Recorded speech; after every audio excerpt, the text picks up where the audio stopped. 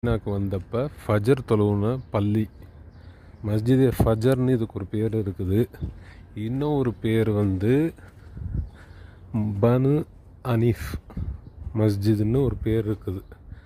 ஏன்னா பனு அனீஃப் கூட்டத்தாருக்கு தான் இங்கே வாழ்ந்தாங்க. அதோட பேரை வச்சு இந்த பேரும் இந்த பள்ளிக்கு வந்து வைக்கப்பட்டிருக்குது.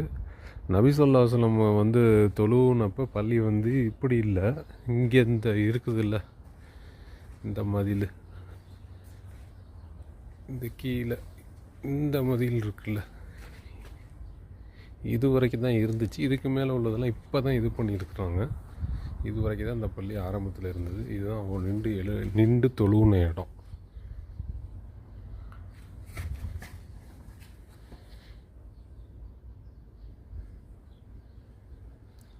இன்ஷா அல்லாஹ் எல்லோரும் இங்கே வந்து தொழுது அல்லாஹ் அந்த பாக்கியத்தை நம்ம எல்லாருக்கும் தருவோம்.